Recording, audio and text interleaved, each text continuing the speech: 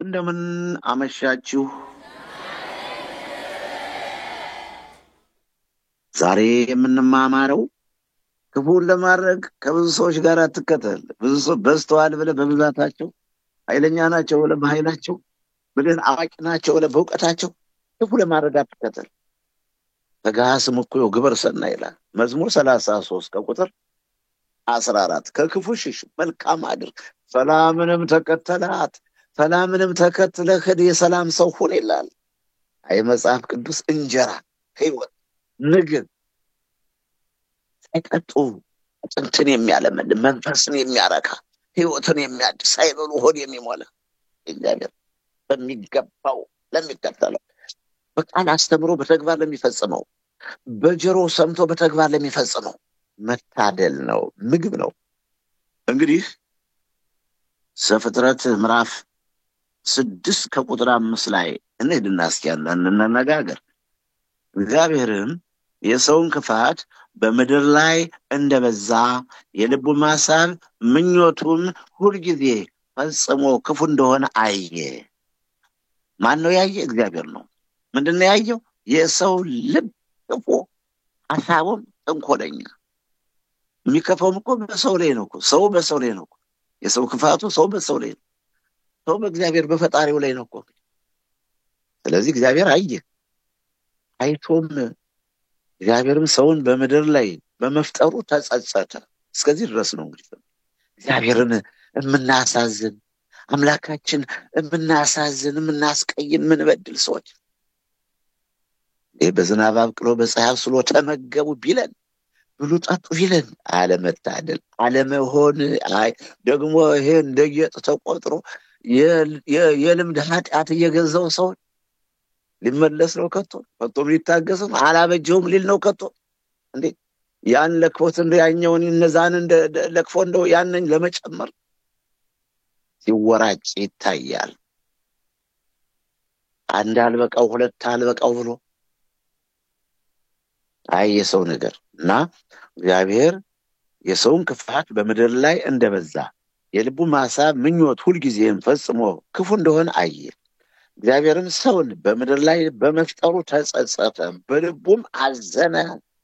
እግዚአብሔርን አሳዘን ነው፣ ፈጣሪያችን አስቀየም ነው፣ አምላካችን በደል ነው። እግዚአብሔርም የፈጠርኩትን ሰው ከምድር ላይ አጠፋዋለሁ፣ ከሰው እስከ እንስሳ እስከ ተንቀሳቃሽም እስከ ሰማይ ወፍም ድረስ ስለፈጠርኋቸው ተጸጽቻለሁ። እንደ ወፎችም ተመልከቱ፣ ወፎች በመፈጠራቸው የዱር አራዊት የቤት እንስሳት በመፈጠራቸው ከሰው ጋር የተያያዘ ነውና ሰው በበደለ ሰው ባጠፋ ሰው በተሳሳተ በመፍጠር የተጸጽቻለሁና አጠፋቸዋለሁ። እኔም መክራችሁ እንዳጠፉ ነው። ከበደልን ደግሞ መጥፋታችን ይቀር። በኖህ ዘመን የነበሩ ሰዎች በደሉ ጠፉ። ሌላ ምንድን ስለበደሉ ነው የጠፉት? ሌላ ምንድን ነው? እግዚአብሔርን አሳዘኑት። ያው ሰውን በመፍጠር የተጸጸቷል። አሁንስ ምን እየሰራን ነው? አሁንስ ምን እያደረግን ነው? አሁንስ አካሄዳችን ወዴት ነው? መንገዳችን ወዴት ነው? አቅጣጫችን ምን ይመስላል? በፍቅር ነው የምንሄደው? ተስማምተን ያለ ነው? አብረን እየሰራን አብረን እየበላን ያለ ነው? አባት ልጁን በስርዓቱ እያሳደገ ነው? እናት ልጇን በአገባብ እያሳደጉ ናቸው? ልጆችስ ወላጆቻቸውን እያከበሩ ነው? ምዕመናንስ ካህናትን ያከብራሉ? ካህናትስ ተገቢውን ክብር ለምዕመናን ይሰጣሉ? ካህናቱስ መንጋውን በአገባቡ ይጠብቃሉ? ካህናቱስ የእግዚአብሔርን በጎች ያሰማራሉ?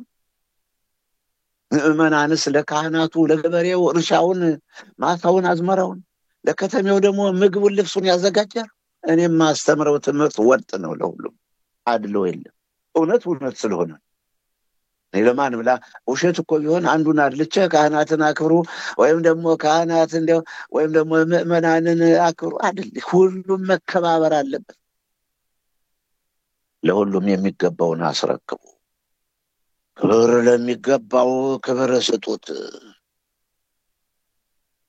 መፈራት ለሚገባው መፈራት፣ ግብር ለሚገባው ግብር፣ ቀረጥ ለሚገባው ቀረጥ፣ ለሁሉም የሚገባውን አስረክቡ ይላልና እውነትማ ከሆነ እንነጋገርማ ካልን እንማሬው ተምረንም በስራ ላይ እናውለው እንፈጽመው እንተግብረው ካልን ለሁሉም የሚገባውን አስረክቡት። ለሽማግሌ የሽምግልና ክብሩ፣ ለወላጅ የወላጅ ክብር፣ ለልጆች የልጅነት ክብር። አይ ወገኖች፣ ለሰራተኛም የሰራተኛነት ክብር ግድ የለም። ሰራተኛ እንደሆነች አትቀርም ነገር፣ አንድ እንደተቀጠረ አይቀርም ነገር። ግብር ለሚገባው ግብርን፣ ቀረጥ ለሚገባው ቀረጥን፣ መፈራት ለሚገባው መፈራትን፣ ክብር ለሚገባው ክብርን ስጡ። ሮሜ ምዕራፍ 13 ቁጥር 7 ላይ በሰው ኃጢአት ወፎችም፣ በሰው ኃጢአት እንስሳቱም፣ በሰው ኃጢአት የዱር አራዊትም ሰውን በመፍጠር የተጸጸቱ በልቡ ማዘነ ጌታ አሳዘነው ጌታን። አሁንስ ጽድቅ እየፈጸምን ነው፣ እየተዋደርን ነው። አረ ጌታ ትዕግስት ኃጢአትንማ ብትጠባበቅ ኑሮ ከፊትህ ማን በቆመ ነበር ይላል መዝሙረኛው ዳዊት በመዝሙር 129 በለው እንጂ ቁጥር 2 ላይ ኃጢአትንማ ብትጠባበቅ የሰውንማ ክፋት ብታይ አይተን ብትፈርድ በምድር ላይ አንድ ሰው አይኖርም ነው። እኔም ሁላችንም አልናልክ ነው። እንዴት ቆያችሁ ወገኖቼ? ይህ የበረሃው ስብከት ነው። ክፉን ለማድረግ ብዙ ሰዎችን አትከተል። ጎልማሳው፣ ወጣቱ፣ የአገሬ ልጆች ክፉን ለማድረግ ብዙ ሰዎችን በዝተዋልና ብለህ ስራውን፣ እውነታውን፣ እቅዱን፣ ዓላማውን፣ ምስጢሩን ሳታጠና አትደብለቅ። አብረህ አታጨብጭብ። ፍርድንም ለማጣመም ከብዙ ሰዎች ጋር ተስማምተህ በሐሰት አትመስክር፣ ያስቀጣል። አሁን ግን እንደ ጽድቅ ቆጠሩት። እንደ ጽድቅ እንደ በጎ ነገር አዩት መሰለኝ። እኔ እንጃ፣ እኔ ግራ ገብቶኛል በእውነቱ። ምን ነው ባልተፈጠርኩ፣ ደጋግመዋለሁ። እኔ ባልተፈጠርኩ መልካም ነገር እንጂ አሁን እዚህ ውስጥ ገብቼ እኔ እንጃ፣ ያሳዝናልን። እንዴት ተብሎ በምን ቤት ይታለፋል? ሰው ጋር መኖር አለብኝ ግዴታ። ይሄ ሰው ጋር መኖር ጫካም እኮ ሆነን ዓለሙን ነው የምናየው። እግዚአብሔር መድኃኔዓለም ኢየሱስ ክርስቶስ ቢታንያና ቤተፋጌ ከደብረ ዘይት ተራራ ወደ ኢየሩሳሌም ቤተ መቅደስ ሲወርድ ከተማዋን አየና አለቀሰላት ብሎ ወንጌላዊ ሉቃስ በሉቃስ ወንጌል ምዕራፍ 19 ቁጥር 40 ላይ ጽፎታል። አለቀሰላት። የትም ብንሆን የትም ዓለሙን ማየታችን በህሊናም ሆነ በስጋ ብንገኝ ከተማውን፣ ገጠሩን፣ አድባራቱን፣ ገዳማቱን ባይናችን አልተገኘንም፣ በህሊናችን ማሰባችን አይቀርም። ስለዚህ ወገኖች የሚያሳዝን ጉዳይ ነው። ኤርምያስን ነቢዩ ኤርምያስን ነው ወደ ኢዮብ ልሂድ ይሆን? ሁሉም አንድ ነው። ምን ችግር አለን? ችግር የለበትምና እንዲህ ይላል። ኢዮብ መለሰ እንዲህም አለ፣ ያ የተወለድኩበት ቀን ይጥፋ፣ ያም ወንድ ልጅ ተጸነሰ የተባለበት ሌሊት ያ ቀን ጨለማ ይሁን። እግዚአብሔር ከላይ አይመልከተው፣ ብርሃንም አይብራበት አለ ኢዮብ። መጽሐፈ ኢዮብ ምዕራፍ 3 ቁጥር 2 ጀምሮ። ጨለማና የሞት ጥላ የራሳቸው ገንዘብ ያደርጉት፣ ደመናም ይረፍበት፣ የቀን ጨለማ ሁሉ ያስፈራራው፣ የሌሊት ጨለማ ይያዘው። ዓመቱ ቀኖች መካከል ደስ አይበለው፣ በወሮቹ ውስጥም ገብቶ አይቆጠር። መጽሐፈ ኢዮብ ብያቸዋለሁ። ምዕራፍ 3 ቁጥር 2 3 4 5 ላይ አሁን ይህንን በማስታወሻ ብትዙት ወደ ሀገራችሁ ውስጥ ሄዱ የሰባትና የስምንት የሁለት ሰባትና የወር ጸበልተኞች ለእናንተ ይጠቅማችኋል፣ ለእናንተ ይጠቅማችሁ ነበር። ኤርምያስም እንዲህ አለ፣ ነቢዩ ኤርምያስ የተወለድኩባት ቀን የተረገመች ትሁን፣ እናቴ እኔን የወለደችባት ቀን የተባረከች አትሁን። ወንድ ልጅ ተወልዶልሃል ብሎ ለአባቴ ምስራች ነግሮ ደስ ያሰኘው ያ ሰው የተረገመ ይሁን። ያ ሰው እግዚአብሔር ሳይጸጸት እንደገለበጣቸው ከተሞች ይሁን፣ እንደ ሰዶምና ገሞራ በማለዳ ልቅሶን በቀትርም ጩኸትን ይስማል። እናቴ መቃብር ትሆነኝ ዘንድ ማኅፀኗም ዘወትር ይዞኝ ይቆይ ዘንድ በማኅፀን ውስጥ አልገደለኝ። ሕያው አምላክ ሆይ ፈጣሪ ሆይ ፊትህን ወደኛ አድርግ፣ ፊትህን ወደኛ ዘንብል፣ ዝም አትበል። አምላካችን ያለንበትን ዘመን ታያለህና ለክፉ ነገር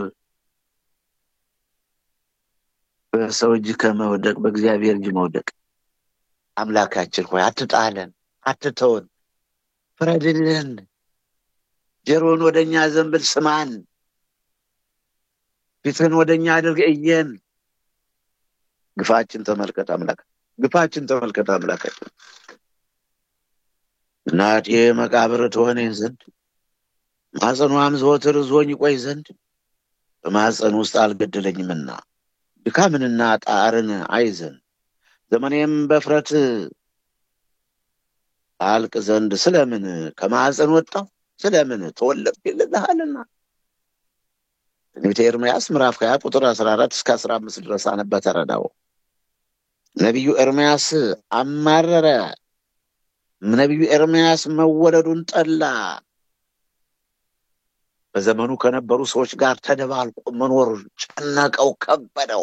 እውነት የጠፋበት ትውልድ፣ እውነት የጠፋበት፣ እውነት ያጣ፣ እውነት የተለየው። እኔ ጋር ናችሁ ወገኖች? ነገር ግን ኖህ ግን በእግዚአብሔር ፊት ሞገስን አገኘ። ምን ስለሆነ? ደግ ስለሆነ። በዘመኑ ከነበሩ ሰዎች ይልቅ ኖህ ደግ ነበረ። ከክፉ ስራቸው ጋር አልተባበረም። አመፃቸው ጋር አብሮ አልተገኘም። እንግደል ሲሉ አብሮ ለመግደል፣ ሲሰርቁም አብሮ ለመስረቅ፣ በሰው ላይ አድማ ሲፈጥሩም ሰውን ሲያሳድዱም አብሮ ለማሳደድ ኖህ አብሮ አልተገኘም። ከክፉ ስራቸው የራቀ ነው። ክፉ ስራቸውን እያየ የሚጨነቅ፣ ክፉ ስራቸውን እያየ የሚያዝን፣ የሚያለቅስ፣ ቢመክራቸው የማይሰሙት፣ ቢነግራቸው የማይመለሱለት። ግለጽልኝ የኔ ጌታ። ቢነግራቸው የማይሰሙ፣ ቢመክራቸው የማይመለሱ፣ ቢጠቁማቸው መልካሙን መንገድ ማየት የማይችሉ፣ ኃጢአት የጋረዳቸው፣ ኃጢአት ጆሯቸውን ያደነቆረው፣ ግፍ ዓይናቸውን የጨፈነው፣ ሰውን መበደል፣ የሰውን ሀብት መዝረፍ፣ በሰው ትከሻ መቀማጠል ልባቸውን ያደነደነው ኖህ ግን በእግዚአብሔር ፊት ሞገስን አገኘ። ምን ስለሆነ? በዘመኑ ከነበሩ ሰዎች ሁሉ የተለየ ስለሆነ። የኖህ ትውልድ እንዲህ ነው። የሰማችሁኝ ነው ወገኖች? የኖህ ትውልድ ይህ ነው። ኖህ በትውልዱ ጻድቅ ፍጹምም ሰው ነበረ። ኖህ አካሄዱን ከእግዚአብሔር ጋር አደረገ። ያዝልኝ፣ ያዥልኝ፣ ያዙልኝ እና ያዘው። የኖህ ትውልድ እንዲህ ነው። የኖህ ትውልድ ይህን ይመስላል። ኖህ በትውልዱ ጻድቅ ፍጹም ሰው ነበር። የምናስተምራችሁ እንዲህ እንድትሆኑ ነበር። አብዝቼ ብጠራችሁ አጥብቀው ከፊት የራቁ። የሚያሳዝን ዘመን ነው። ኖህ በትውልዱ ጻድቅ ፍጹምም ሰው ነበር። ኖህ አካሄዱን ከእግዚአብሔር ጋር አደረገ። አካሄዳችሁን ከእግዚአብሔር ጋር አደርጉት።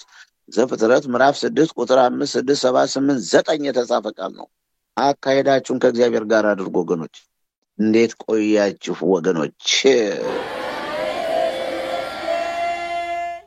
ክብር ምስጋና ለሰማይ አምላክ ለእግዚአብሔር ሁሉን ለፈጠረ ጌታ ይሆንልን።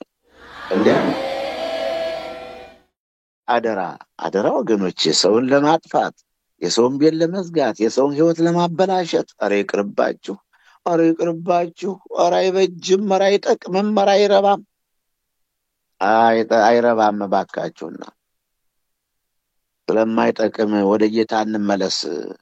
ስለማይበጀን ሕያው አምላክን ሕጉን እንጠብቅ፣ ትእዛዙን እናክብር። ብትጠብቁት ይጠብቃችኋል፣ ብታከብሩት ያከብራችኋል፣ ብትወዱት ይወዳችኋል። አብዝቼ ብጠራቸው አጥብቀው ከፊት የራቁ፣ ለበዓሊም የሚሰዉ ነበር፣ ለተቀረጹ ምስሎችም ያጥኑ ነበር። እኔም ኤፍሬምን ክንዱን ይዤ በእግሩ እንዲሄድ መራሁት። እኔም እፈውሳቸው እንደነበር አላወቁም። በሰው ገመድ በፍቅርም ስርዓት ሳብኋቸው። ለእነርሱም ቀንበርን ከጫንቃቸው ላይ እንደሚያነሳ ሆንኩ። ድርቆሽም ጣልሁላቸው፣ ወደ እኔ ይመለሱ ዘንድ አልወደዱምና ወደ ግብፅ ምድር ይመለሳሉ።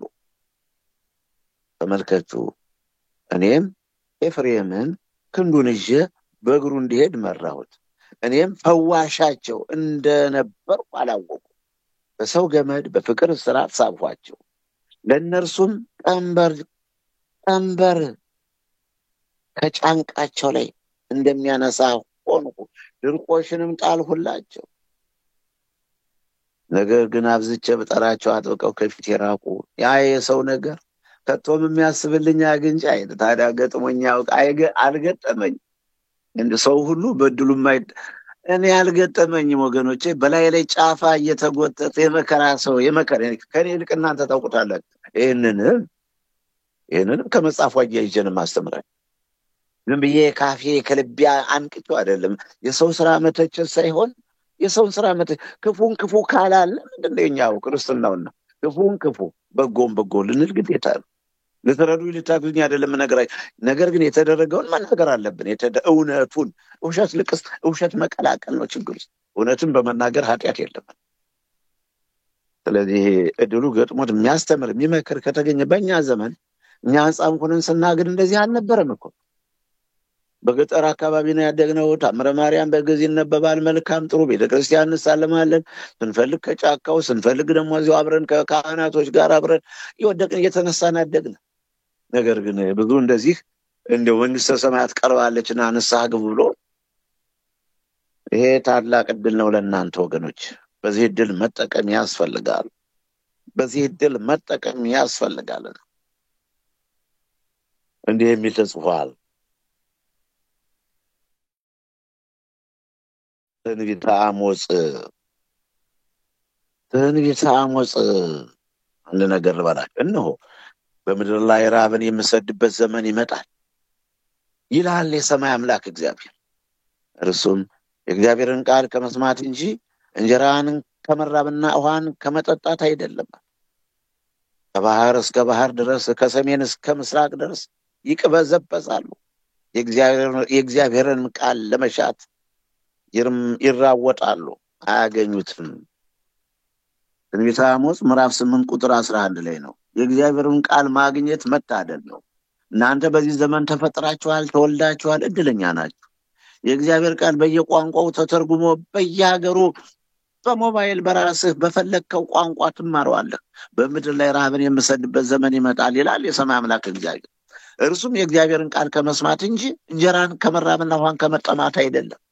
ጉዳዩ የእንጀራ ራብ የውሃ ጥማት አይደለም፣ የእግዚአብሔርን ቃል በማጣት ተብሎ ተጽፏልና እንዲህ በሚገባ እየተማራችሁ አይዟችሁ፣ በእምነታችሁ መጽናት፣ በሃይማኖታችሁ መበርታት ከእናንተ ይጠበቃል። ቀሪ ጊዜያችሁን ይባርክላችሁ ወገኖች። እግዚአብሔርም ኖህንና ልጆቹን ባረካቸው። አዎ በኖህ ዘመን የነበሩ ሰዎች ሁሉ የሰማይ መስኮት ተከፍቶ የምድር ቀላይ ፈንድቶ ምድር ሁሉ ዛፍ የለ ተራራ በውሃ ተጥለቅልቆ በኖህ ዘመን የነበሩ ሰዎች ሁሉ አልቀዋል። ኖህ ከሚስቱ ጋር ከሶስቱ ልጆቹና ሶስቱ ልጆች ደግሞ ከሚስታቸው ጋር 8 ነፍስ ነው የቀረው። ከአራዊቱም ከእንስሳቱም እንደዚሁ እንስትና ተባት። ማን ብቻውን ቀረ? ኖህ። ለምንድን ነው? ከክፎች ጋር ስላልተባበረ። ርዕሳችን ነው። ከአመፀኞች ጋር አብሮ ስላልሰራ፣ ግፍ በምድር ላይ ስላልፈጸመ፣ በዘመኑ ከነበሩ ሽማግሌዎች ጋር፣ በዘመኑ ከነበሩ ታላላቅ ሰዎች ጋር፣ በዘመኑ ከነበሩ መኳንንቶች ጋር አብሮ ግፍ አልፈጸመም፣ አብሮ ኃጢአት አልሰራም፣ በክፉ ስራቸው አልተባበረም። የዛሬው ርዕሳችን ነው። ክፉን ለማድረግ ብዙ ሰዎችን አትከተል ወገኔ። የሀገሬ ሰው አይጠቅምም፣ ጥቅም የለውም። ኖህ ብቻውን ቀረ። በዘመኑ ከነበሩት ሰዎች ሁሉ በዓለም ሁሉ በዘመኑ የነበሩት ሰዎች ሁሉ ሰው ቀርቶ አራዊቱም አይዋፉም ሁሉም ሲያልቅ ኖህ ብቻ ነው ጻድቅ፣ ኖህ ብቻ ነው ደግ፣ ኖህ ብቻ ነው በክፉ ስራቸው ያልተባበረ። እንደዚህ ነው መሆን ያለብን። እንደዚህ ነው መሆን ያለብን። እውነትን ነው መከተል፣ ከእውነት ጋር ነው መቆም። ምንጊዜም የፈለገ ሰማይ መይሆን ምድር ወፍጮ ድንጋይ ብትሆን ወደ ኋላ ማለት ሰው የፈለገ ይሁን ምንም ደግሞም የተጠቀምኩበት ይሄ ነው። ምን ጎደለብኝ? ኧረ ምን አጉሎብኝ? ፈጣሪ እንዲህ አድርጎ ጾኛል እና እውነትን ተናገር እንዲህ አድርጎ ሳልሰርቅ ሳልቀጥፍ እንዲህ አድርጎ ያዘ ጌታ። አሁንም ወደፊትም የበለጠ ማድረግ የሚገባኝን ለማድረግ ዝግጁ ነኝ። መስራት የሚገባኝን ለመስራት ለጌታዬ። ለሰው እንኳን ያደገድጋል። ሰው ለሰው እንኳን አቶገሬ እያልን ስናደገድግ ያው ታውቁት አዳለ ጌታ ለመድኃኒዓለም ለድንግል ለኢየሱስ ክርስቶስ ለምን እንደ ውሃ ሕይወቴ ለምን እንደ ውሃ ይፈስልህ? ለምን አልፈጭም? ለምን አልወቀጥም? ለምን አመድ አልሆንም? ለጌታዬ ፈጣሪ ምን አለኝ? ሰው የማያዳላ እኮ እሱ ነው ወገኖች። አሁን ይህን ቦታ ለእኔ ማን ይሰጠኝ ነበር? ሰው እንድሳለመው ውጣ አንተ ነበር የሚለኝ ሰው። ለምን ተፈጠርክ እያለን ለምን ተፈጠራችሁ እያለን ሰውማ ለምን ተፈጠራችሁ? በግድ እንደተፈጠር ነው ሁሉኛ የሰው ነገር ሰውማ ተውት፣ ግድ የለም ሰው እንደ ስራው። ጌታዬ ግን አምላኬ ግን አምላክ ነዳያን ዳና ሀብታም የማይለኝ የሁሉ ጌታ ሁሉን የፈጠረ ሁሉን ፈጥሮ የሚገዛ ሌሊትና ቀን ክረምትና በጋን የሚያፈራር የድሆች አምላክ ነዳያን እንደዚህ ነው የኛ ጌታና እኔ ጋር ናችሁ። እግዚአብሔርም ኖኅንና ልጆቹን ባረካቸው፣ እንዲህም አላቸው፣ ብዙ ተባዙ፣ ምድርን ሙሏታል። አስፈሪነታችሁና አስደንጋጭነታችሁ በምድር አራዊት፣ በሰማይ ወፎች፣ በምድር ላይ በሚንቀሳቀሱትም በባህር ዓሣዎች ሁሉ ላይ ይሁን። እነርሱም በእጃችሁ ተሰጠዋል። አይጎል ሕይወት ያለው ተንቀሳቃሽ ሁሉ መብል ይሁንላችሁ። ሁሉን እንደ ለመለመ ቡቃያ ሰጠኋችሁ። ነገር ግን ነፍሱ ደሙ ያለችበትን ስጋውን አትብሉ በማለት ዝቅ ብሎ ቁጥር 6 ላይ የሰውን ደም የሚያፈስ ሁሉ ደሙ ይፈሳል ይላል። ሰውን በእግዚአብሔር መልክ ፈጥሮታልና ዘፍጥረት ምዕራፍ 9 ከቁጥር 1 እስከ 6 ነው የተመለከትነው። እንዲህ ይላልና እግዚአብሔር ቃል እንግዲህ ኖህ ብቻውን በምድር ላይ ተገኘ። ኖህ ከክፎች ጋር አልተባበረም። ኖህ ከክፎች ጋር አብሮ የሐሰት በዳኝነት በሽምግልና ሕግን አልጣሰም፣ ነገሩን አላጣመመም። እኛም እንዲህ መሆን አለብን። እኛም እንዲህ መሆን ይጠበቅብናል። እኔ ጋር ናችሁ። ሁለተኛ ጴጥሮስ ምዕራፍ 2 ከቁጥር 5 ጀምሬ ለቀደመው ዓለም ሳይራራ ከሌሎቹ 7 ጋር ጽድቅን የሚሰብከውን ኖህን አድኖ ኃጢአተኞች ዓለም የጥፋትን ውሃ ካወረደ ኃጢአትንም ያደርጉ ዘንድ ላሉት ምሳሌ አድርጎ ከተሞችንና ሰዶምና ገሞራ አመድ እስኪሆኑ ድረስ አቃጥሎና ገለባብጦ ካፈረደባቸው ጻድቅ ሎጥን በመካከላቸው ሲኖር እያየና እየሰማ ዕለት ዕለት በአመፀኛ ስራቸው ጻድቅ ነፍሱን አስጨንቆ ነበርና በአመፀኛና በሴሰኛ ኑሯቸው የተገፋውን ጻድቅ ሎጥን አዳነ። ጌታ እግዚአብሔርን የሚያመልኩትንና ከፈተና እንዴት እንዲያድናቸው በደለኞችንም ይልቁንም በርኩስ ምኞት የስጋን ፍትወት እየተከተሉ የሚመላለሱትን ጌትነትንም የሚንቁትን እየቀጣቸው ለፍርድ ቀን እንዴት እንዲጠብቅ ያውቃል። ደፋሮችና ኩሮች ሆነው ስልጣን ያላቸውን ሲሳደቡ አይንቀጠቀጡም እያለ ሁለተኛ ጴጥሮስ ምዕራፍ 2 እንግዲህ አሁን ደግሞ ወደ ሎጥ ነው ያለው።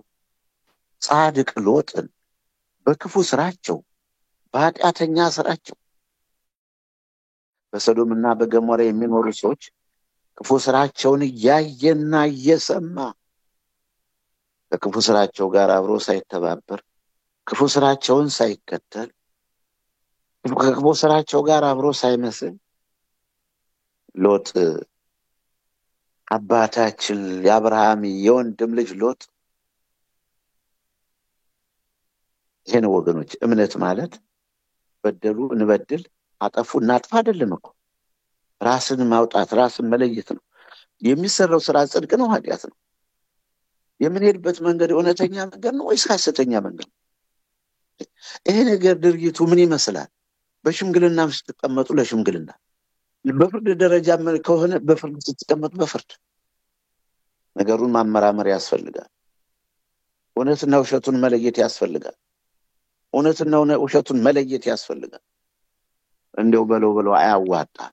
ይሄው ሎጥ ሰዶምና ገሞራ እንዲሁም በዙሪያው ያሉ ታላላቅ ከተሞች ሁሉ ሲበድሉ፣ ግፍ ሲፈጽሙ፣ ኃጢአት ሲሰሩ አልተባበራቸውም። ስለዚህ ነው ሐዋርያው ቅዱስ ጴጥሮስ መሰከረለት፣ ጻድቅ ነፍሱን በኃጢአተኛ ስራቸው እያስመረራ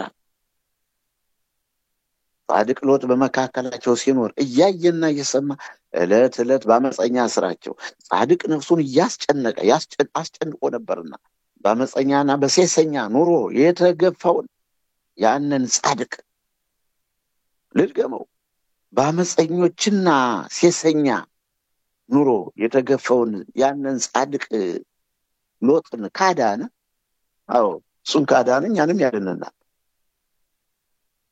እሱን ካዳነ እኛንም ያድነናል። እሱ ከዳነ እኛ ምንድናለን ወገኖች? እኔ ጋር ናችሁ ሆይ? እንዲህ ይላልና እንግዲህ ሁለቱ መላእክት በመሸ ጊዜ ወደ ሰዶም ገቡ። ሎጥም በሰዶም በር ተቀምጦ ነበር። ሎጥም ባያቸው ጊዜ ሊቀበላቸው ተነሳ፣ ፊቱንም ደፍቶ ወደ ምድር ሰገደ። አላቸው፣ ጌቶቼ ሆይ ወደ ባሪያችሁ ቤት አቅኑ፣ እዚያም እደሩ፣ እግራችሁን ታጠቡ፣ ነገ ማልዳችሁ በመንገዳችሁ ትሄዳላችሁ። እነርሱም በአደባባዩ እናራለን እንጂ አይሆንም አሉት። እሱ ግን እንደገና ብሎ እጅግም ዘበዘባቸው፣ ማለት ለመነ አጥብቆ፣ እንደው አለቃችሁም፣ ግቡልኝ ቤቴ፣ ካልባረካችሁኝ አለቃችሁም አላቸው። ወደ እርሱም አቀኑ፣ ወደ ቤቱም ገቡ። ማዕድም አቀረበላቸው፣ ቂጣንም ጋገረ፣ እነርሱም በሉ ይላል ዘፍጥረት ምዕራፍ 19 ከቁጥር 2-3 የተጻፈ ቃል ነው። አሁን ይህን ሁሉ ስናነብ ስንውልበት ጊዜ የለንም። መጨረሻ ላይ ደግሞ ምን ይላል መሰላችሁ? እርሱም በዘገየ ጊዜ እግዚአብሔር ስላዘነ ጌታ ሆይ እዘንልን፣ አምላካችን ሆይ እዘንልን፣ ከአምላካችን ሆይ እዘንልን። ይሁት ተመልከቱ፣ ሰውየው ሎጥ ዘገየ፣ ሚስቱም ልጆቹም ዘገዩ፣ ሁለቱ ልጆቹ። እግዚአብሔር ስላዘነለት ግን እነዛን ሰዎች የእርሱን እጅ የሚስቱንም እጅ የሁለቱ ሴቶች ልጆቻቸውን እጅ ይዘው አወጧቸው፣ በከተማ ውጭ ማስቀምጧቸው።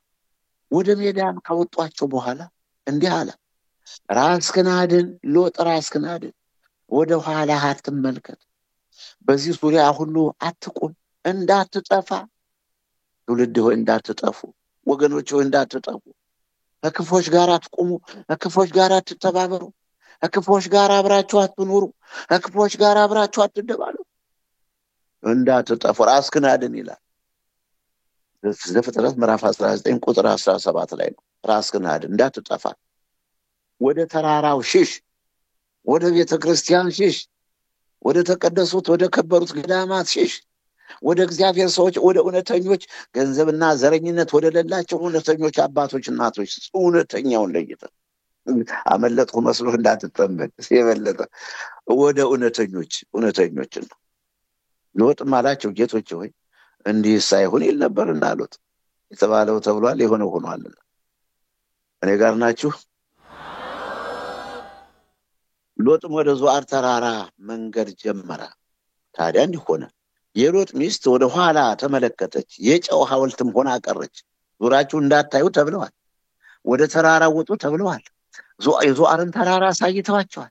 የሎጥ ሚስት ግን አሁንም ቢሆን አገሬ ሰዶም እያለ ዞር የጨው ድንጋይ ሆና ቀርታል። እናንተ ትላንት ተሰሩት ወደ ነበረው ኃጢአት የምትመለሱ እንደዚሁ እንደ ሎጥ ሚስት ሆናችሁ እንዳትቀሩ ተጠንቀቁ። ጣቱ ይቅር፣ ኢጃራው፣ ዝሙቱ ይቅር፣ ስርቆቱ፣ ምቀኝነቱ፣ ቅናቱ፣ በወንድም ላይ ያለ ቅናት፣ ድግምቱ፣ መተቱ፣ ሴራው፣ ተንኮሉ፣ አድመኝነት፣ ቤት ማፍረስ ይቅርባችሁ። ሰውን ከስራው ማፈናቀል ይቅርባችሁ። በቃ የጨው ሐውልት ሆና ቀረችልን። እንዲህ ይላል፣ ወደ ሰዶምና ወደ ገሞራም በዚያች ሀገር ወዳለው ምድር ሁሉ ተመለከተ። ማን? እግዚአብሔር። አብርሃምም በእግዚአብሔር ፊት ቆሞ ወደ ነበረበት ስፍራ ለመሄድ ማልዶ ተነሳ። ወደ ሰዶምና ወደ ገሞራም በዛች ሀገር ወዳለው ምድር ሁሉ ተመለከተ። እነሆም የሀገሪቱ ጢስ እንደ እቶን ጢስ ተነሳ። ሰዶምና ገሞራ ተገልብጣለች። ሰዶምና ገሞራ ከሰማይ በወረደ እሳት ተቃጥላለች። በዙሪያዋ ያሉ ከተሞችም ጠፍተዋል። እግዚአብሔርም እነዚያን የሀገር ከተሞች ባጠፋ ጊዜ አብርሃምን አሰበው ይላል። ሎጥ ተቀምጦበት የነበረውን ከተማ ባጠፋ ጊዜ ከዚያ የጥፋት መካከል ሎጥን አወጣው። የአብርሃምን ጸሎት ተመልክቶ የአብርሃምን ጩኸት ሰምቶ አብርሃምን ያዘነውን የጸለየውን ጸሎት ተመልክቶ ሎጥን ከዛ ከሰዶምና ከገሞራ ወጣው ይልላቸዋል። ይህም ዘፍጥረት ምዕራፍ 19 ቁጥር 28 እና 29 የተጻፈ ቃል ነው። እኔ ጋር ናችሁ ወገኖች። ሐሰተኛ ወሬ አትቀበል፣ ሐሰተኛ ምስክርም አትሁን። ሐሰተኛ ምስክር ትሆን ዘንድ ከኃጢአተኞች ጋር እጅህን አታንሳ። ክፉውን ለማድረግ ብዙ ሰዎችን አትከተል። ፍርድን ለማጣመም ከብዙ ሰዎች ጋር ተስማምተህ በሐሰት አትመስክር። በፍርድ ነገር ለድሃ አታዳላ። በድሃው ላይ አትፍረድበት ማለት ነው። በድሃው ላይ አትፍረድበት እያለ ያስተምረናል፣ ይመክረናል። እንግዲህ የሐዋርያት ሥራ ምዕራፍ 23 ልክ ነው 23 ቁጥር 10 11 12 ላይ አይሁድ ጳውሎስን ካልገደል ነው ብለው ተማማሩ። ጳውሎስን ካልገደል ነው እንበላም፣ እንጠጣም፣ እንቀምስም። እንግዲህ ህይወትማ ወገኖች አያለመታደል። የሰው ህይወት እንዲህ ነው የሰው ህይወት። ብዙ መስራት ስንችል፣ ብዙ ማድረግ ስንችል፣ የማይቀበር ስራ፣ የማይሞት ታሪክ መስራት ስንችል ማፍረስ፣ ማዳን ስንችል መግደል፣ መጥቀም ስንችል መጉዳት። ኧረ ጉሩም ነገር ነው። መስጠት ስንችል መቀማት። ኧረ እንዲያው እኔ እንደራሴ ሰው ማለት ምን ማለት እንዲጨካኝ ሲሞት ሲሰደድ መሳቅ፣ ሲንገላታ ሲወድቅ እሰይ አርግ። ይሄ ነውና እንግዲህ እኔ የለሁበትም። እኔ እንዲህ አይነቱ መስማትም አልፈልግም። ብዙ ጥልም በሆነ ጊዜ ይላልና የሻለቃው ጳውሎስን እንዳይገነጣጥሉት ፈርቶ ጭፍሮቹ ወርደው ከመካከላቸው እንዲነጥቁት ወደ ሰፈርም እንዲያገቡት ታዘዘ። በሁለተኛው ሌሊት ይላልና ጌታ ባጠገቡ ቆሞ በማን አጠገብ? በቅዱስ ጳውሎስ አጠገብ። ጳውሎስ ሆይ በኢየሩሳሌም ስለኔ እንደመሰከርህ እንዲሁም በሮሜ ትመሰክርልኛለህ። ትመሰክርልኝ ዘንድ ይገባሃል። አይዞህ በርታ አለው። ሁሉን የሚችል አምላክ። የሐዋርያት ሥራ ምዕራፍ 23 ከቁጥር 10 ጀምሮ ይሄ ላይ ነው ያመጣሁት። ጳውሎስ ሆይ አይዞህ፣ በኢየሩሳሌም መስክረህልኛል፣ አሁን ደግሞ በሮማ አደባባይ ትመሰክርልኛለህ አለው። ይሄ ነው ዋናው ነገር፣ ዓላማው ይሄ ነው። አይጉር ነገር ይቻላል። በጠባም ጊዜ አይሁድ ጳውሎስን እስክንገድለው ድረስ እንዳይበሉና እንዳይጠጡ በመሐላ ተስማሙ። ርዕሳችን ምን ነበር? ርዕሳችን ምንድን ነው የሚለው? ክፉን ለማድረግ ብዙ ሰዎችን አትከተል። አይሁድ ግን ከ40 በላይ የሆኑ አይሁድ ተሰብስበው ጳውሎስን ካልገደልነው አንበላም አንጠጣም። ይህንንም ሴራ ያደረጉት ሰዎች 40 ይበዙ ነበር። እነርሱም ወደ ካህናት አለቆችና ይኸው ደግሞ አሁንም አበዙት። ደግሞ እነዚህ ደግሞ ከ40 በላይ የሚበዙ ወደ ካህናት አለቆች አባዙታ፣ ወደ ሸንጎ ወደ ሽማግሌዎች መጥተው ጳውሎስን እስክንገል ድረስ ምንም እንዳንቀምስ የተረገምን ነው ብለን ተማማሩ። ለሊቃነ ካህናትም እውቅናውን አሳወቋቸው። የአይሁድን ሽማግሌዎች ሊቃውንቱን ሁሉ አስተባበሩ። ጳውሎስን ለመግደል በጳውሎስ ላይ ሊቃነ ካህናት፣ የአይሁድ ሽማግሌዎች 40 የሚበዙ አይሁዶች ተባበሩበት። ይሄ ነው። ይሄ ይቅር ነው ያልኳቸው። ይሄ መሆን የለበትም። ክፉን ለማድረግ በብዙ ሰዎች አትከተል፣ ነገር ግን በሕዝቡ ሁሉ ዘንድ የከበረ የሕግ መምህር ገማልያል የሚሉት አንድ ፈሪሳዊ በሸንጎ በአይሁድ ሸንጎ መሃል ተነስቶ ሐዋርያትን ጥቂት ፈቀቅ እንዲሉ አደረጋቸው። ልዩ ሆነው ቀርበዋል። በተወለዱበት ሀገር፣ ባደጉበት፣ ተዳርዘው በኖሩበት፣ ደግሞም እነ ዮሐንስም ከአባ ወላጆቻቸው ጋር በሚኖሩበት ሀገር እንደ ባዕድ ተቆጥረዋል፣ እንደ ጠላት ታይተዋል። ልዩነቱን የፈጠረው በእውነትና በውሸት መካከል ያለው በብርሃንና ጨለማ፣ ድሮ ሲያድጉ፣ ድሮ ሲሸመግሉ፣ ድሮ አብረው ሲኖሩ የጠላቸው፣ ያሳደዳቸው፣ የከሰሳቸው፣ ወቀሳቸው የለም። ጌታን መስቀል ተሸክመው መንግስተ ሰማያት ቀርባለችና ንስሐ ግቡ ብለው ወንጌልን በዓለም ላይ በሕዝብና በአሕዛብ በየብስና በባህር እያረሰረሱ ሲያስተምሩ ግን ምድር ተጨነቀች። ምድር ተጨነቀች። አይሁድ የሚያደርጉት ቁጡ ጠፋቸው። ሰምተውት የማያውቁት መንግስተ ሰማያት ቀርባለችና ንስሐ ግቡ፣ አይተውት የማያውቁት ተፋቀሩ፣ ተስማሙ፣ አንድ ልብ ሁኑ፣ በአንድ ላይ ስሩ፣ በአንድ ላይ የሚለው የፍቅር የምስራች፣ ይህን ክፉ ሰው ሊሰማው አይችልም። ታዲያ የሕግ መምህር ገማልያል የሚሉት አንድ ፈሪሳዊ በሸንጎ ተነስቶ ሐዋርያትን ፈቀቅ እንዲሉ አደረጋቸው። ወደዛ ሄዱ። እዛ ሄዳችሁ ቆዩ አላቸው። እንዲህም አላቸው። ማንን የሚለው? የእስራኤል ሰዎች ሆይ አለ ሊቁ ገማልያል። ሊቅ ማለት ይሄ ነው። መምህር ማለት ይሄ ነው። አለቃ ማለት ይሄ ነው። አባት ማለት ይሄ ነው። ይሄ ነው። የእስራኤል ሰዎች ሆይ ስለ እነዚህ ሰዎች ምን እንደምትናገሩ፣ ምን እንደምታደርጉ ራሳችሁን ተጠንቀቁ። ይህንን ትላንትም ዛሬም ነገም ከነገም በኋላ ብናገረው አይሰለችም። ይሄ ነገር የሚፈልገው ይሄ ነውና እውነቱን እውነት፣ ሐሰቱን ሐሰት የሚል ነገር ነው። የእስራኤል ሰዎች ሆይ የእስራኤል ሰዎች ሆይ ስለ እነዚህ ሰዎች ምን እንደምታደርጉ፣ ምን እያደረጋችሁ፣ ምን እየሰራችሁ እንደሆነ ራሳችሁን መርምሩ፣ ለራሳችሁ ተጠንቀቁ። የማይነካ እየነካችሁ ነው። የማይጨበት እየጨበጣችሁ ነው። የማይሰራ እየሰራችሁ ነው። የማይደረግ እያደረጋችሁ ነው። ተጠንቀቁ። ከዚህ ወራት አስቀድሞ ቴዎዳስ እኔ ታላቅ ሰው ነኝ ብሎ ተነስቶ ነበርና 400 የሚያህሉ ሰዎችንም ከእርሱ ጋር ተባበሩ። ተመልከቱ፣ ተባበሩ። ከቴዎዳስ ጋር 400 ሰዎች ተባበሩ። እኔ ነግሬያቸዋለሁ፣ ክፉን ለማድረግ ብዙ ሰዎችን አትከተል ወገኔ። የአገሬ ወጣት፣ የአገሬ ሽማግሌዎች፣ ካህናቱ፣ ሊቃውንት፣ ወንዶችም ሴቶችም ከክፉዎች ጋር አትተባበሩ። ይቅርባችሁ። እንደ ሎጥ ብቻህን እግዚአብሔርን መጠበቅ ነው። እንደ ኖህ እግዚአብሔርን ብቻህን መጠበቅ ነው። ኖህ ብቻውን ጠበቅ፣ እግዚአብሔርን ከጥፋት ውሃ አውጥቶታል። ሎጥ ብቻውን እግዚአብሔርን ጠበቀ፣ ሕግን ጠብቆ ሕግን አክብሮ ከአመፀኛ ስራቸው ሳይተባበር። ሰዶምና ገሞራ በዙሪያ ያሉ ታላላቅ ከተሞች ሲጠፉ ሎጥን ግን ወደ ዞዓር ከተማ አውጥቶታል። እናንተንም በስጋም ሆነ በነፍስ በምድርም ሆነ በሰማይ በእናንተም ሆነ በዘራችሁ እግዚአብሔር ያወጣችኋል። ከክፎች ጋር አትተባበሩ። በዚህ ወራት አስቀድሞ ቴዎዳስ እኔ ታላቅ ነኝ ብሎ ተነስቶም ነበርና 400 የሚያህሉ ሰዎችንም ከሱ ጋር ተባበሩ። ከቴዎዳስ ጋር ተባበሩ። ታላቅ ሰው ነኝ ያለ እሱ፣ እኛም ታላቁን ተከትለናል ብለው ተባበሩ። አይዟችሁ፣ እኔን አትውደዱኝ፣ እኔ ምንም አለ ወገኖች አትውደዱኝ። ስራ ሰርቼ ከሆነ ስሬን ሰርቼ ከሆነ ነው።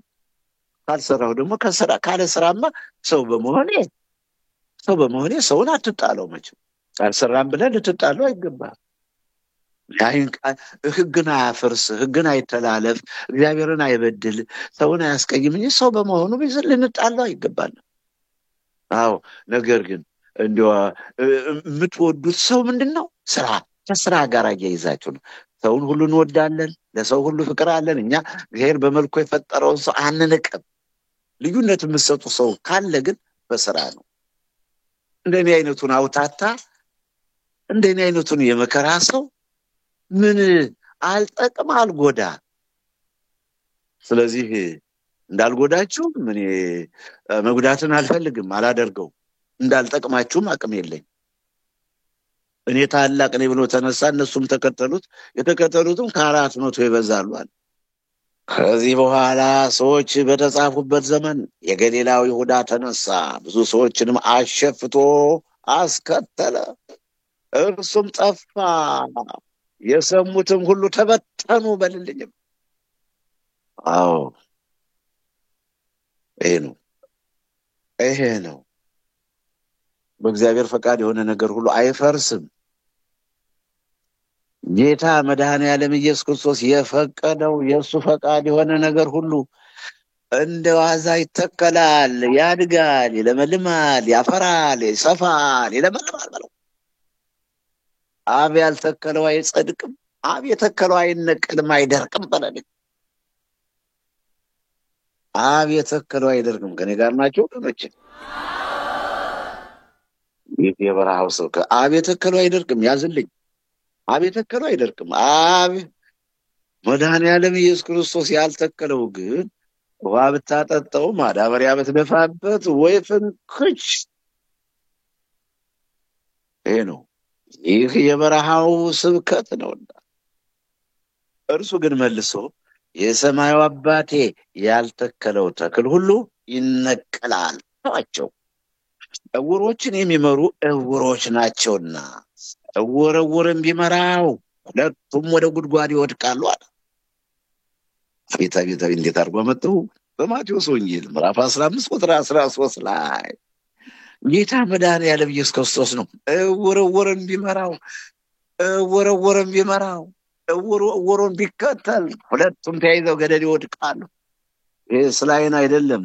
ዕውር የተባሉት ማሰብ የተሳናቸው፣ ዕውር የተባሉት እውነትን ማየት ያቃታቸው፣ እውነት የተሰወረባቸው፣ ከእውነት የራቁ፣ ከእውነት የሸሹ፣ እውነት የማይናገሩ ዕውርን ቢመራው ተይዘው ገደል ይወድቃሉ አለ። የሰማዩ አባት ያልተከለው ተክል ሁሉ ይነቀላል። እኔ ጋር ናችሁ? አሁንም እላችኋለሁ አለ ሊቁ ገማልያል። አባት ሊቁ ገማልያል አለ። ዝም አላለም። አሁንም እነግራችኋለሁ፣ እየነገርኳችሁ ነው አለ። እኔ ነገርኳችሁ አለ። ከእነዚህ ሰዎች ተለዩ። እነዚህን ሐዋርያትን ተዋቸው። ሐዋርያትን አታሰዷቸው። ሐዋርያትን አስደብድቧቸው። ሐዋርያትን አታስተምሩ አትበሏቸው። ሐዋርያትን አገልግሎታቸውን አትንፈጓቸው። ይህ ሐሳብ ወይም ይህ ስራ ከሰው እንደሆነ ይጠፋልና። ከቃሉ ጋር ናችሁ ወገኖች? አረ ድምጣችሁ ራቀኝ። ከቃሉ ጋር ናችሁ? ታዲያ አሁን በእኔና በእናንተ ሰው ምን አስጨነቀው? ከእግዚአብሔር ካልሆነ እኮ እኔም እናንተም ስራው ሁሉ ይጠፋል። በቃ ስራችን ሁሉ ይጠፋል። በቃ ከእግዚአብሔር ካልሆነ፣ የእግዚአብሔር ካልሆነ አይጸናም፣ አይጸድቅም። ከእግዚአብሔር የሆነ ነገር ደግሞ ወይ ፍንክች፣ ወይ ንቅንቅ፣ ወይ ነካ። የእግዚአብሔር አብ የተከለውን ማን ይነቅለዋል? የምናመልከው አምላካችን እንቅልፍ የለውም። የሰማችሁ ነው ወይ? አዎ እነዚህን ሐዋርያትን አትንኳቸው፣ ሐዋርያትን አስደብድቧቸው፣ ሐዋርያትን አታስተምሩ አትበሏቸው አለ ሊቁ ገማልያል። ሊቃነ ካህናትን የአይሁድን ሽማግሌዎች ሰብስቦ ኧረ አላበጃችሁም፣ ኧረ ጥሩ አልሰራችሁም። ይሁዳስ ተነሳ ጠፋ፣ ተከታዮቹም ጠፉ። ይሁዳም ተነሳ ጠፋ፣ ተከታዮቹም ጠፉ። ምን አረጉ እነዚህ ሰዎቹ? ከእግዚአብሔር ካልሆነ ስራቸው ያጠፋቸዋል። ከእግዚአብሔር እንደሆነ ግን አለ ገማልያል። አመጣው፣ ዝም አላለም እኮ ይሄ ሊቁ ገማልያል። ከእግዚአብሔር እንደሆነ ግን አጠፋቸው ዘንድ አይቻላችሁም። በእርግጥ ከእግዚአብሔር ጋር ስትጣሉ ምናልባት እንዳትገኙ እምነት ካለማ ነው። ሊቁ ገማልያል እኮ እግዚአብሔርን ስለሚያምን እምነት ስላለው ነው። ይሄ ጠብ እግዚአብሔርን እንጂ ሰውን አይደለም፣ እግዚአብሔርን እንጂ ሐዋርያትን አይደለም። እግዚአብሔር ከላካቸው ጠባችሁ እግዚአብሔርን ነው። እግዚአብሔር ካዘዛቸው ጠባችሁ እግዚአብሔርን ነው። እግዚአብሔር አስተምሩ ካላቸው የምትጣሉ ከእግዚአብሔር ጋር ነው። ጆሮ ያለው መስማትን ይስማ። ሰማያት ሆይ ስሙ፣ ምድርም ያፌን ቃል ትስማ። ትንቢተ ኢሳይያስ ምዕራፍ 1 ቁጥር 2 ላይ ዘዳግም ምዕራፍ 32 ቁጥር 1 ላይ ሰማያት እኮ የስሙ ምርማድ ብቻ ይሄ ነው። ይሄ ነውና እግዚአብሔር የሚሰራውን ስራ ማጥፋት አይቻልም። ስለዚህ ደግሞም ስጋን የሚገሉትን ሰዎች አትፍሩ የሚል መለኮታዊ ቃል አለበት። ስጋን የሚገሉትን አትፍሩ፣ ነፍስና ስጋን ገሎ በገሃነም የሚቀጣውን እግዚአብሔርን ፍሩት ይላል በማቴዎስ ወንጌል ምዕራፍ 10 ቁጥር 28 ላይ። መፍራት እግዚአብሔርን ነው፣ ነፍስንም ስጋንም በገሃነም የሚቀጣውን። ስጋችን ቢሞት በነፍሳችን በሕይወት እንኖራለን።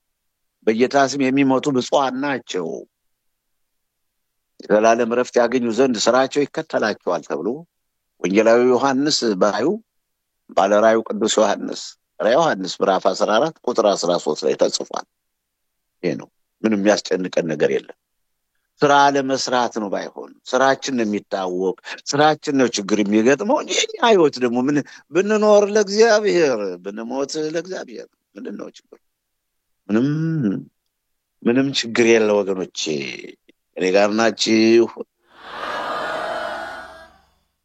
ቅዱስ ጳውሎስ ለሮማውያን ሰዎች በጻፈው መልእክቱ እንዲህ ይላል፣ ከኛ አንድ ለራሱ የሚኖር የለምና ለራሱም የሚሞት የለም። በሕይወት ሁነን ብንኖር ለጌታ እንኖራለንና ብንሞትም ለጌታ እንሞታለንና። እንግዲህ በሕይወት እንኖር በሕይወት ሁነን ብንኖር ወይም ብንሞት የጌታ ነን። ስለዚህ ነገር ሙታንንም ሕያዋንንም ይገዛ ዘንድ ክርስቶስ ሙቷልና ሕያውም ሆኗልና እንዲሁም ትንሣኤውንም ያነሳሰዋል። ሮሜ ምዕራፍ 14 ቁጥር 7 እና 8 ላይ። ስለዚህ ነገር ሙታንንም ሕያዋንንም ይገዛ ዘንድ ክርስቶስ ሙቷልና ክርስቶስ ከሙታን ተለይቶ ተነስቷል፣ ሕያው ሆኗልና። እንዴት ቆያችሁ? አንተም በወንድምህ ላይ ስለምን ትፈርዳለህ? ወይስ አንተ ደግሞ ወንድምህን ስለምን ትንቃለህ? ሁላችን በክርስቶስ ፍርድ ወንበር እንቆማለንና በፍርድ ወንበር እንቆማለን። ለፍርድ ከክርስቶስ ከወንበሩ እንገኛለን። እንዲህም ተብሎ ተጽፏል፣ እኔ ሕያው ነኝ ይላል ጌታ እግዚአብሔር፣ ጉልበት ሁሉ ለእኔ ይንበረከካል፣ ምላስም ሁሉ እግዚአብሔርን ያመሰግናል። እንግዲያስ እያንዳንዱ ስለ ራሳችን ለእግዚአብሔር መልስ እንሰጣለን። መጠየቅ አለብን፣ እንጠየቃለን። በእግዚአብሔር ፊትም ደግሞ መልስ እንሰጣለን። ሮሜ ምዕራፍ 14 ከቁጥር 7 እስከ 12 የተጻፈ ቃል ነው። በእግዚአብሔር ደስ ይበላቸው ወገኖቼ።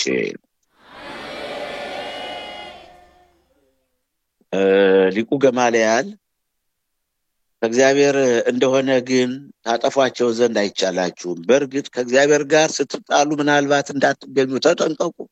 ይሄ ጠበ እግዚአብሔር ጋር ነው። ሰሙትም፣ ሊቃነ ካህናት ሰሙት፣ የአገር ሽማግሌዎች ሁሉ አደመጡት፣ ሰሙት። ሐዋርያትንም ወደ እነርሱ ጠርተው ገረፏቸው። ይሄው ነው ተመልከቱ። የሚሰሙት እኮ እውርም ቢመራው ተይዘው ገደል ይገባል። ሰምተዋል፣ ነገር ግን ገረፏቸው እንጂ ሰምተዋል። የሊቁን የገማልያልን የሊቃቸውን የመምህራቸውን ቃል ሰምተው መመለስን መተው አልፈለጉ። ገረፏቸው፣ ገርፈው ለቀቋቸው። አይ ቅናት! በኢየሱስ ስም እንዳያስተምሩ አዘው ፈቷቸው። ግን ኢየሱስ ክርስቶስ ብላችሁ ስሙን እንዳትጠሩ። ቅድም ሲያሳዛቸው ምንድን ነው? አሁንስ ምን ለውጥ መጣ? ሊቁንስ ገማልያልን ምንድን ነው የሰሙት? እሱንስ ለእሱ የሰጡት ክብር የት ላይ ነው? ገረፏቸው፣ ደበደቧቸው። ድግም ኢየሱስ ክርስቶስ ብላችሁ እንዳታስተምሩ ብለው ለቀቋቸው ይላል። እነርሱም ስለ ስሙ ይናቁ ዘንድ የተገባቸው ሁኖ ስለተቆጠሩ አለ። ስለ ስሙ ይናቁ ዘንድ ተመስገን እግዚአብሔር ከቃሉ ጋር ናቸው ወገኖች። ምንም አይደለም። ታዲያ የእሱን ስራ እየሰራን ብንናቅ፣ የእሱን ስም እየጠራን ብንንገላታ፣ ሕያው እግዚአብሔር ሆይ አምላካችን የድንግል ልጅ ሆይ መጨረሻችን አሳምርልን። የሰው መሳቂያ የጠላቶቻችን መሳለቂያ እንዳታረገን አደራ። የሰው መሳቂያ የጠላቶቻችን እኔ ከጥፍሬ እስከ ጠጉሬ ለአንተ አስረክቤያለሁ። በዚህ ታላቅ ጉባኤ ፊት ምንም በስጋ ብሬያቸው ባልቆም ነፍሴም ስጋዬም ከጥፍሬ እስከ ጠጉሬ ለአንተ አስረክቤያለሁ። ሕያው አምላክ አያል ጌታ ይህን የሆነ ነገር የለም። ስለዚህ ስጋዬንም ነፍሴንም አደራ በሰው እጅ አጣለኝ። ለሰው አሳልፈህ አትስጠኝ። እንዲሁ ከሰው ፊትም በክፉ ነገር አታቅርበኝ። በክፉ ነገር ለስራ፣ ለትምህርት፣ ለውይይት ኖሮ ጌታን ለማመስገን እንጂ ጌታዬ ሆይ አምላኬ ሆይ በክፉ ነገር ከሰው ፊት አታቅርበኝ። ይሄ ዘወትር ጸሎቴ ነው። ከሕፃንነቴ ጀምሮ የምለምነው ይሄን ነው። እነርሱም ስለ ስሙ ይናቁ ዘንድ የተገባቸው ሆነው ስለተቆጠሩ ከሸንጎ ፊት ደስ እያላቸው ወጡ። እነማን? ሐዋርያት ተገርፈው ደስ እያላቸው ወጡ። በመገረፋቸው በጌታ ስም የተገረፍነ ብለው ደስ እያላቸው ወጡ። ይህም ስጦታ ነው። ይህ ስጦታ ነው ወገኖች። ዕለት ዕለትም በመቅደስና በቤታቸው ስለ ጌታ ኢየሱስ ክርስቶስ እርሱም ክርስቶስ እንደሆነ ማስተማርንና መስበክን አይተውም፣ አያቋርጡም፣ አይወዝኑም፣ አይዘገዩም፣ አይደክሙም ነበር ይላል። የሐዋርያት ሥራ ምዕራፍ 5 ከቁጥር 34 ጀምሮ እስከ መጨረሻው ከቁጥር 42 ነው። እንደምን ቆያችሁ ወገኖቼ? እነሆም ይላል ሉቃስ ምዕራፍ 23 ቁጥር 50 እና 51 ላይ ልበልና ትምህርት ልቋጨው። እነሆም በጎና ጻድቅ ሰው የሸንጎ አማካሪም የሆነ ዮሴፍ የሚባል ሰው ነበረ። ዮሴፍ በጎ ሰው፣ ዮሴፍ ጻድቅ ሰው፣ ዮሴፍ የሸንጎ አማካሪ። ሌሎቹ ወንጌላውያኖች ደግሞ በእውነት እንዲሁ እንደየስጦታቸው አስቀምጠውለታል። እንደዚህ ሰው ራይ መታደል ሲያድል ያደላድል አረገዳ እንዲሁ ለምን ተፈጠርኩ እኮ ለምን ተፈጠር የኔ መፈጠር ምን ጥቅም አለው? አሁን ምን ልጠቅም ተፈጠርኩ እንዴ? ያው የታደለውማ በጎ ሰው ጻድቅ ሰው የሸንጎ አማካሪ እድለኞች ጋርሏቸውን የፈጸሙት ሩጫቸውን የጨረሱት ሃይማኖታቸውን የጠበቁት የታደሉ። በማቴዎስ ምዕራፍ 27 ቁጥር 57 ላይ በመሸም ጊዜ ዮሴፍ የተባለው ባለጸጋ ሰው ከአርማትያስ መጣ ይላል። አሁን ደግሞ ባለጸጋ ነው ዮሴፍ የተባለው ባለጸጋ ሰው አለው። ወንጌላዊ ማቴዎስ ደግሞ አመጣለት ዮሴፍ የተባለው ባለጸጋ ሰው። ስለ ሀብቱ አይምሰላችሁ፣ ከባለጸግነቱ ጋር ደግነቱን ለመግለጽ ነው። ይህ ወርቁንና በሬዎችን ለመቁጠር ዮሴፍ የተባለው ባለጸጋ ሰው ከአርማትያስ መጣ። እርሱም ደግሞ የኢየሱስ ደቀ መዝሙር ነበርና ይኸውም ወደ ጲላጦስ ቀርቦ የጌታን የኢየሱስ ክርስቶስን ስጋ ለመነ ይላል። እስከዚህ ካልኋችሁ ይበቃቸዋል። እስከዚህ ካልኋችሁ ይበቃቸዋል። ቃሉ ጋር ናችሁ ወገኖቼ። ማርቆስ ምዕራፍ 15 ቁጥር 42 ላይ ምን ይላል? አሁንም በመሸ ጊዜ የሰንበት ዋዜማ የሆነ የማዘጋጀት ቀን ስለነበረ የከበረ አማካሪ የሆነ የከበረ ነው ደግሞ ወንጌላዊ ማርቆስ የከበረ ነው። ይሄ ሁሉ የተባለለት አንድ ሰው ነው። የከበረ ክብር ያለው በሰው ዘንድ የከበረ አማካሪ የሆነ የአርማትያስ ዮሴፍ መጣ። እርሱም ደግሞ የእግዚአብሔርን መንግስት ይጠባበቅ ነበር። የከበረ ያሰኘው የእግዚአብሔርን መንግስት መጠባበቁ ነው። ልብላ፣ ልጠጣ፣ ልሾም፣ ልሸለም ብሎ በዚህ ዓለም ያለውን ህይወቱን በከንቱ አላሳለፈም። እንዲሁም ደግሞ የጌታ ደቀ መዝሙር ነበር። አይሁድ እንዳያዩት ሌሊት የሄደ ትምህርት ወይም ደግሞ እሱን ፈጣሪ ጌታንን ይከተላል በትክክል። አዎ እርሱም ደግሞ የእግዚአብሔርን መንግስት ይጠባበቅ ነበር። ደፍሮም ወደ ጲላጦስ ገባና የኢየሱስን ስጋ ለመነው ይላል ማርቆስ ምዕራፍ።